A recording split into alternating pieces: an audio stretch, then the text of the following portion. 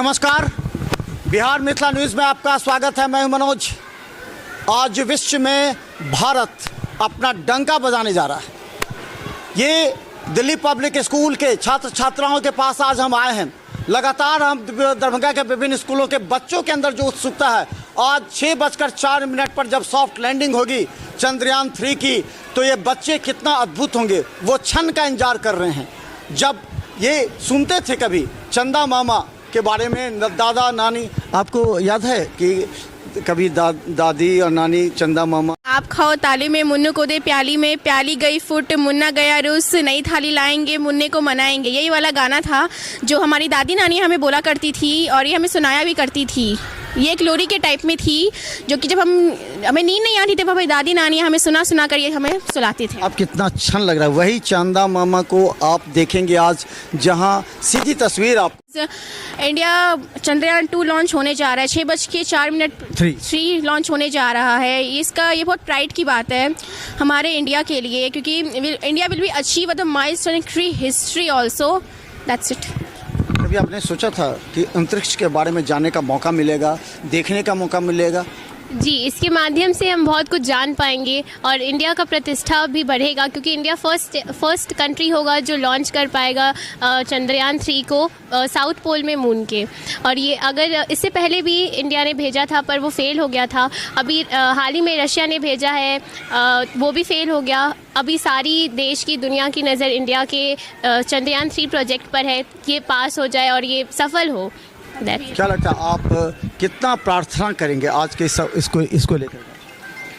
India जो मतलब कोशिश कर रही है चंद्रयान 3 को सेफ लैंडिंग करवाने के लिए, उस हिसाब से चंद्रयान 3 मेरे ख्याल से लॉन्च होगा ही होगा, वो भी सेफ लैंडिंग करेगा। और चंद्रयान 3 को लॉन्च करने के लिए हम सभी प्रार्थना करेंगे। ये हमारे लिए बहुत प्राउड की बात है। क्या लगता है कि आप ये बिल्कुल बहुत ही अच्छा, बहुत ही गर्व का माहौल होगा, क्योंकि इंडिया एक पहला देश बनेगा जो साउथ पोल पर लूना ऑर्बिट, साउथ पोल से मून पे लूना ऑर्बिट भेजेगा।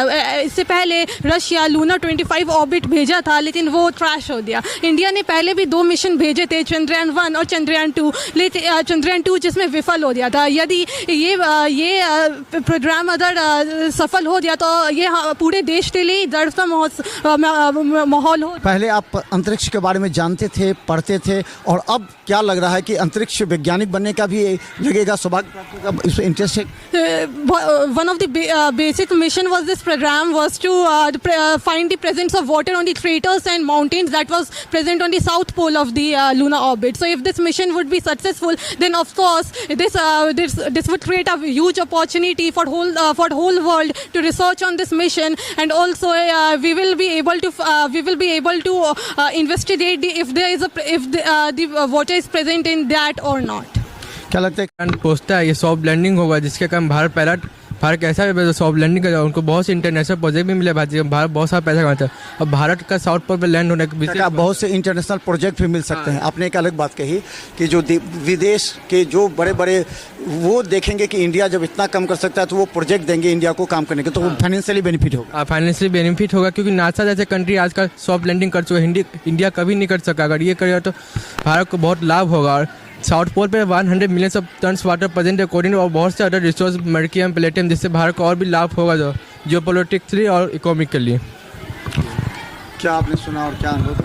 जी, देखा गया है कि चंद्रयान 3 अगर हम लोग का काम आता है तो इससे भारत देश के लिए बहुत से लाभ होंगे। जैसा कि पता है कि वहाँ बहुत सारी नई चीज़ों का हम लोग को जी नहीं थी। जी क्या लगता है कि अब कैसा महसूस करें? आज 6:04 का वो ऐतिहासिक क्षण, कितना आप इंतजार कर रहे हैं, क्या करेंगे आप उस समय? जी बिल्कुल, बहुत उत्सुकता हो रही है। सबसे ज़्यादा इस बात की उत्सुकता है कि चंद्रयान 2 जो हमारा फेल मिशन था, उससे हम सीख के भारत को एक नई ऊंचाई की ओर ले जा रहे हैं। भारत पहली बार एक ऐसा देश बनेगा जो मून के साउथ पोल पे जाएगा। साउथ पोल हो जाएगा। और जैसा हमारा भारत पहले ही ऐसा देश था जिसने मून पे पानी की खोज की थी, और क्योंकि अब ये साउथ पोल पर जा रहा है तो और वो भी सॉफ्ट लैंडिंग के साथ, तो ये भारत के लिए बहुत स्वर्णिम इतिहास है और हम इस चीज़ के गवाह बन रहे। इसकी मुझे बहुत पहले कभी मौका मिला था अंतरिक्ष को जानने का कि हमारा भारत कहाँ कभी बुलेट कार्ट्स पे लेके हमारा पहला मिशन किया था, और आज हम इतने आगे बढ़ चुके हैं कि भारत पहला देश है जो इतने कम बजट के साथ, सिर्फ 615 करोड़, जो कि आजकल आ रही बॉलीवुड मूवीज़ के बजट से इतनी कम है, उससे भी कई गुना हम चांद तक पहुंच पा रहे हैं, हम अपने अंतरिक्ष को समझ पा रहे हैं। तो इससे ज़्यादा स्वर्णिम अवसर मुझे आज तक नहीं। वैज्ञानिक बनने का इरादा है क्या? बिल्कुल बिल्कुल बिल्कुल वैज्ञानिक बनने का इरादा है, और मैं चाहूँगा अन्य लोगों को भी प्रेरित करूँ, क्योंकि वैज्ञानिक बनने से इंडिया की इकोनॉमी में भी बहुत ज़्यादा बेनिफिट मिलेगा। क्या आपने समझा, सोचा, और अंतिम निर्णय क्या रहेगा आपका? क्या अंतरिक्ष के बारे में जानने का, समझने का, बताने का? हमारा भारत आज इस बुलंदी पे पहुंचने वाला है जो कि आज तक नामुमकिन थी, और इस बुलंदी पे पहुंचने के बाद हमें वापस पीछे देखने का मौका नहीं मिलेगा। तो आज उस स्वर्णिम क्षण को याद करते हुए हम हमेशा में जाने वाला चंद्रयान 3 केवल एक सोच ही नहीं, आइडियोलॉजी नहीं, बल्कि छात्र छात्राओं को एक अंतरिक्ष वैज्ञानिक बनाने के लिए प्रेरित करता है। भारत के तमाम स्कूल में कुछ ऐसे स्कूल हैं जो अपने बच्चों को अभी से ही उनके रुचि के अनुसार, जो अंतरिक्ष के विषय में जानते भी नहीं थे, वो अब जानने लगे हैं, सोचने लगे हैं, और उसमें अपना कैरियर की भी सोच रहे हैं। हमारे साथ दिल्ली पब्लिक स्कूल के प्रिंसिपल हैं जो अपने लगातार बच्चों को इनकरेज कर रहे हैं, बता रहे हैं कि जो डेवलपमेंट हो रहा है इस क्षेत्र में उसको लेकर के क्या है। सबसे पहले तो संपूर्ण देशवासियों को और जो हमारे वैज्ञानिक हैं, साइंटिस्ट हैं, इसरो की टीम है, सबको इस सफलता के लिए ढेर सारी शुभकामनाएं। बच्चों से लेकर के बुजुर्ग तक सभी लोग गौरवान्वित महसूस कर रहे हैं। आज का ये जो क्षण है, ये बड़ी ऐतिहासिक बनने जा रही है। बच्चों के अंदर जो उत्सुकता विद्यालय में देखी जा रही है, ये बहुत ही अधिक है। सारे बच्चे एक्साइट हैं और उनकी जो अभिरुचि इन सभी क्षणों को देखते हुए साइंटिफिक जो अप्रोच है वो झलक रही है। भविष्य में हमारे बच्चों को भी इस तरह के मिशंस में अगर अपॉर्चुनिटी मिलेगा तो शायद ये अपने कैरियर में इसको लगाने का कोशिश करेंगे। अभी से इन लोगों को बताया जाएगा, कल आज जो होगा उसके कल ब्रीफिंग की जाएगी स्कूल के द्वारा? बिल्कुल बिल्कुल, कि साइंटिफिक अप्रोच का और साइंटिफिक स्किल जो है इन लोगों के अंदर डेवलप करने हैं, और जो इस साइंस से अभिरुचि रखते हैं तो उनको साइंटिफिक के क्षेत्र में इनको आगे बढ़ाया जाएगा। Sanjay Kumar Jha, principal DPS Darbhanga. तो हम बता दें, देखिए गौर से इन छात्र छात्राओं के चेहरे पर कितना जोश और उमंग है।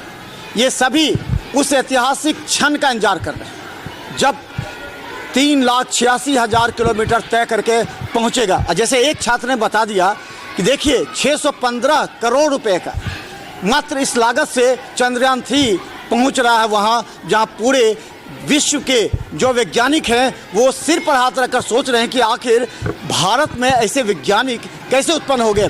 सब सोच रहे हैं, रसा फैल हो चुका है, लेकिन अब जो आने वाला समय है यही भारत के वो भविष्य हैं। भारत के वैज्ञानिक हैं जो पूरे देश में नाम रोशन करेंगे, और इस क्षेत्र में कैरियर बनाने के लिए जो कल तक अंतरिक्ष के बारे में जानते नहीं थे वो पढ़ने लगे हैं, जानने लगे हैं और बताने भी लगे हैं, और ये भी कह रहे हैं कि अब हम इस क्षेत्र में कैरियर बनाएंगे और बनेंगे हम अंतरिक्ष वैज्ञानिक।